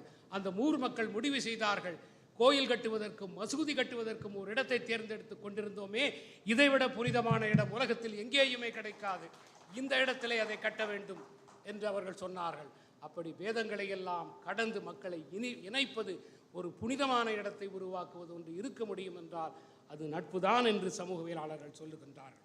ஆக நட்பு என்பது தனி மனிதனின் மகிழ்ச்சி, நல்லொழுக்கம் என்பதை எல்லாம் தாண்டி சமூகத்தை இணைக்கின்ற ஒரு பாலமாக செயல்படுகிறது. நட்பு என்பது மனிதனின் இன்றியமையாத தேவை. மனிதன் செழிப்பதற்கு நட்பு தேவை.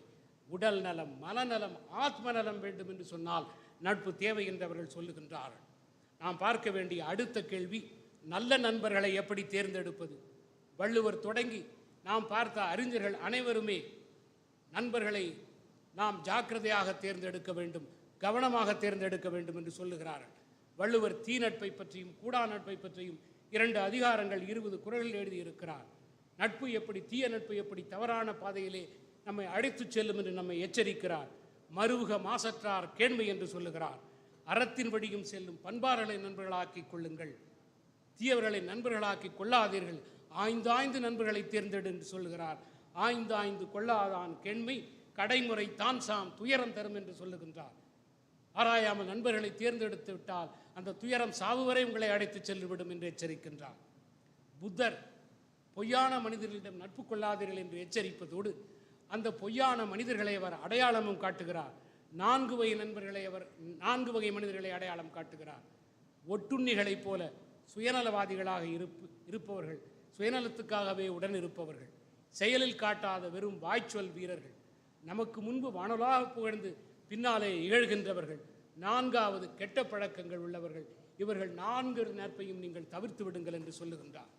அரிஸ்டாட்டில், செசிரோ போன்றவர்கள் தீயவர்களோடு கொள்ளுகின்ற உறவை நட்பு என்று அழைக்கவே மறுக்கிறார்கள். நட்பு என்கிற அங்கீகாரத்தை தருவதற்கே மறுக்கின்றார்கள்.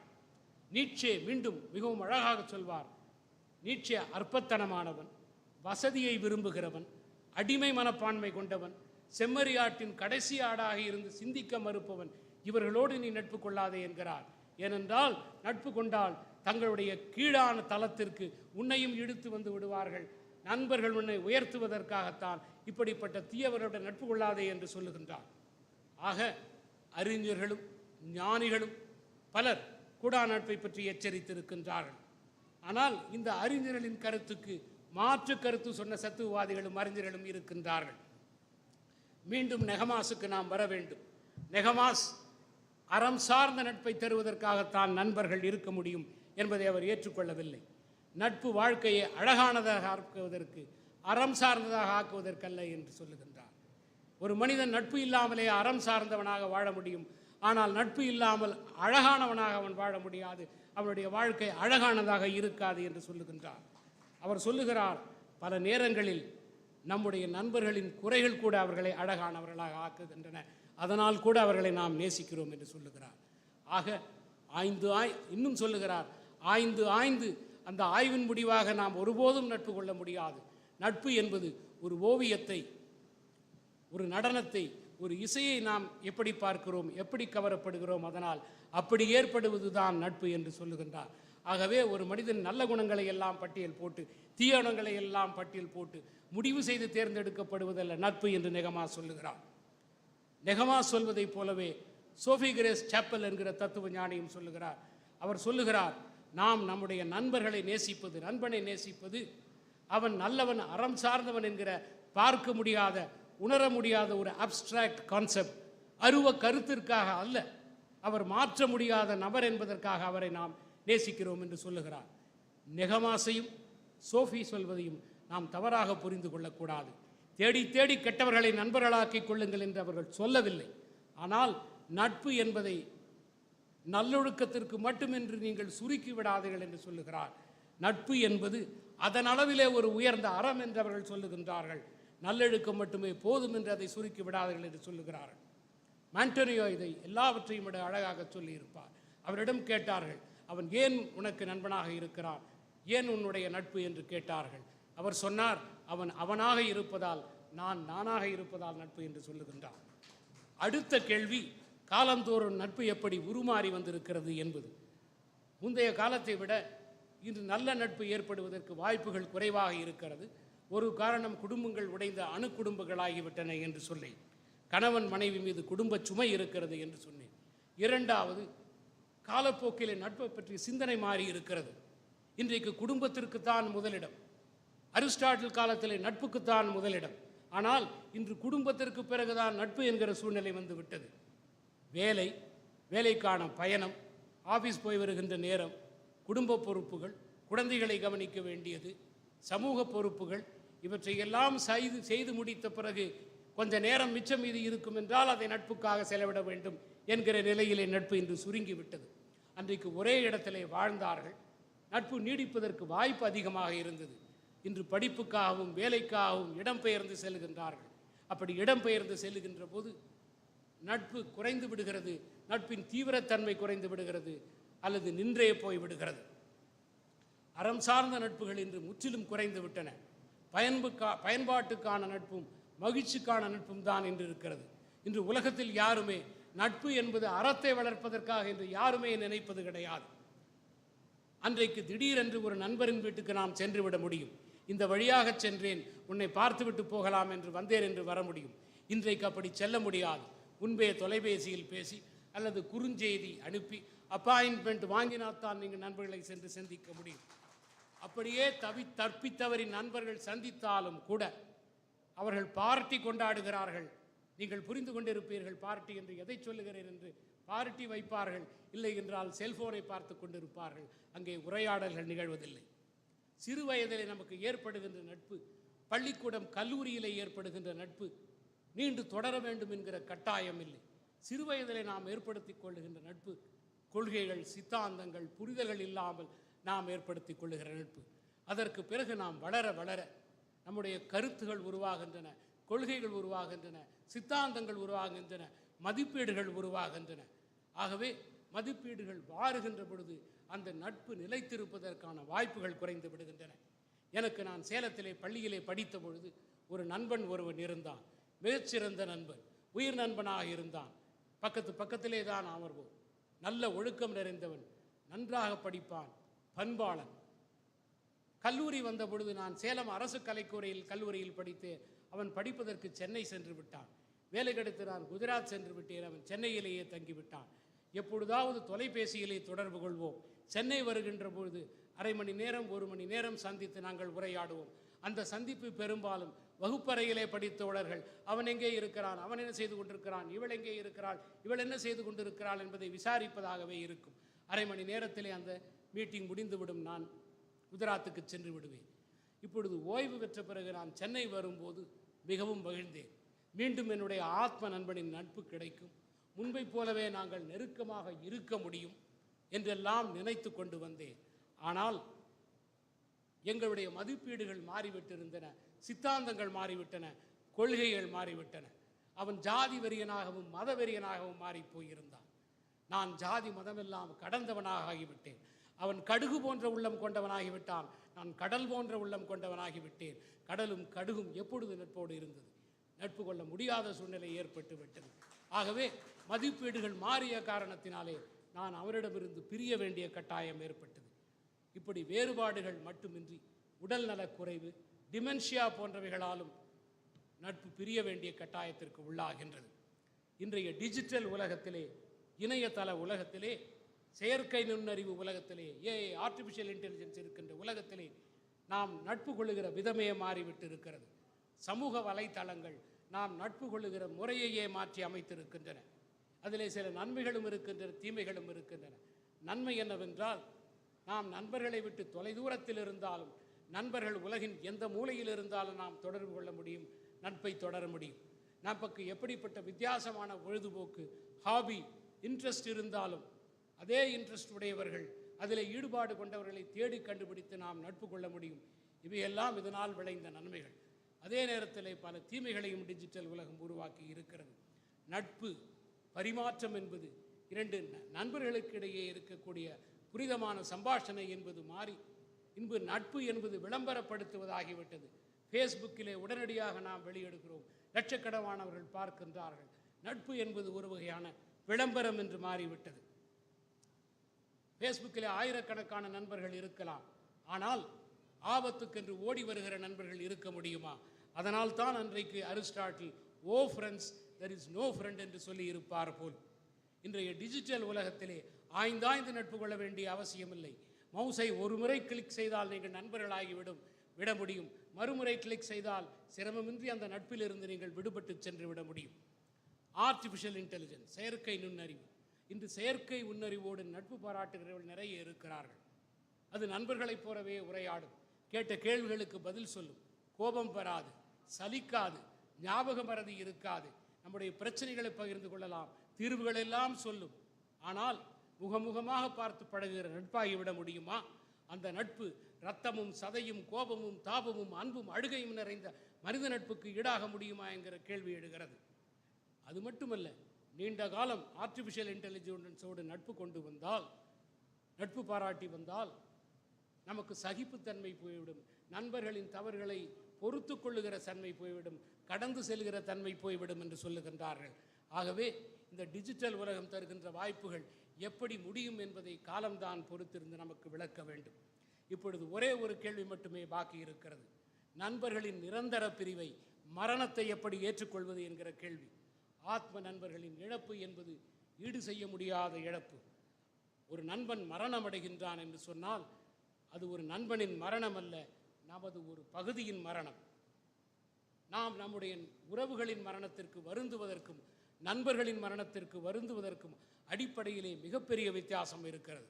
நம் பெற்றோர்கள், பிள்ளைகள், கணவன் மனைவி, நெருங்கிய உறவினர்கள், சகோதர சகோதரிகள் இவர்கள் இறந்துவிட்டால் நாம் கொள்ளுகிற துக்கம் சமூகத்தால் அங்கீகரிக்கப்பட்டதாக இருக்கிறது. ஆனால் நண்பர்கள் இறந்துவிட்டால் நாம் கொள்ளுகிற துக்கம் சமூகத்தால் அங்கீகரிக்கப்பட்டதாக இல்லை. பெற்றோர்கள், கணவன் மனைவி, நெருங்கிய உறவினர்கள் மரணத்துக்காக நாம் பல நாட்கள் அழுதாலும் சமூகம் அதை ஏற்றுக்கொள்ளும். ஒரு நண்பனின் மறைவுக்காக பல நாட்கள் அழுது கொண்டு உட்கார்ந்திருந்தால் சமூகம் அல்ல, நம் வீட்டில் இருக்கிறவர்களே அதை ஏற்றுக்கொள்ள மாட்டார்கள்.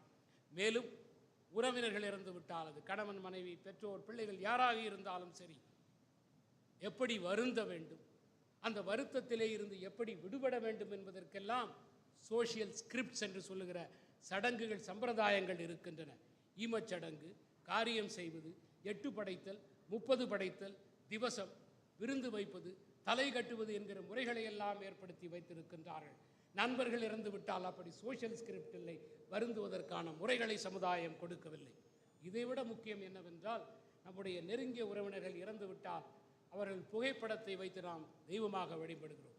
மனைவியை வழிபடுகிற கணவனை பார்க்கிறோம், கணவனை வழிபடுகிற மனைவியை பார்க்கிறோம், சகோதர சகோதரிகள் வழிபடுவதை பார்க்கிறோம், பிள்ளைகளை வழிபடுகிற தகப்பன்களை கூட பார்க்கிறோம். ஆனால் ஒரு நண்பன் இறந்து விட்டால் அவன் புகைப்படத்தை வைத்து நாம் வழிபடுவதில்லை, அவரை தெய்வமாக நாம் மாற்றுவதில்லை. நண்பர்கள் இறந்தாலும் நண்பர்களாகவே இருக்கின்றார்கள், இருந்தாலும் நண்பர்களாக இருக்கின்றார்கள், இறந்தாலும் நண்பர்களாகவே இருக்கின்றார்கள். நம்முடைய நண்பர்கள் இறந்தாலும் நம்மில் வாழ்கிறார்கள். நாம் இறக்கின்ற வரை அந்த நட்பு தொடர்கின்றது. இறந்தவர்கள் நம்மில் ஒரு பகுதியை எடுத்துச் செல்கிறார்கள், ஆனால் தங்களின் ஒரு பகுதியை நம்மில் விட்டு செல்கிறார்கள். அந்த நட்பு தொடர்கின்றது. ஆக இந்த உரையின் துவக்கத்திலே சில கேள்விகளை கேட்டு நாம் விடை காண முயற்சி செய்தோம். கிட்டத்தட்ட 3000 வருடங்கள் நட்பை பற்றி மனிதர்கள் சிந்தித்ததை பற்றியெல்லாம் இங்கே பேசினோம். ஆராய்ந்ததை பற்றியெல்லாம் நாமும் ஆராய்ந்து விட்டோம். நான் ஏராளமாக பேசிவிட்டேன் என்று நீங்கள் நினைக்கலாம். ஆனால் நான் பேசாமல் விட்டது ஏராளம் என்பது எனக்குத்தான் தெரியும். நாம் 3000 ஆண்டுகள் பயணம் செய்து கேள்விகளுக்கு விடை காண முயற்சி செய்தோம். தரப்பட்ட பல்வேறு விடைகளை பார்த்தோம். நட்பை பற்றிய கேள்விக்கு இறுதி விடையை யாராலும் கொடுத்து விட முடியாது. மனித குலம் வாழ்கின்ற வரை இந்த கேள்விகள் தொடரும், பதில் காண்கிற முயற்சியும் தொடரும். இந்த உரையின் மூலம் நான் நட்பை பற்றிய சிந்தனையை உங்களுக்கு உருவாக்க விரும்பினேன். அதுவே என்னுடைய நோக்கமே தவிர நட்புக்கான விடைகளை தருவதல்ல. தொடர்ந்து நாம் நட்பை பற்றிய கேள்விகளை கேட்க வேண்டும்.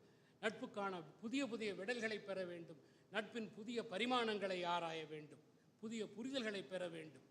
நட்பு நிறைந்த வாழ்க்கை வாழ வேண்டும். புதியதோர் உலகம் செய்வோம், கெட்ட போரிடும் உலகத்தை வேரோடு சாய்ப்போம் என்று பாடினார் பாரதிதாசன். இந்த போரிடும் உலகத்தை, பிரிவினைகள் நிறைந்த உலகத்தை வேரோடு சாய்க்க வேண்டும் என்று சொன்னால் நட்பு ஒன்றே வழி என்று கூறி விடைபெறுகிறேன். நன்றி, வணக்கம்.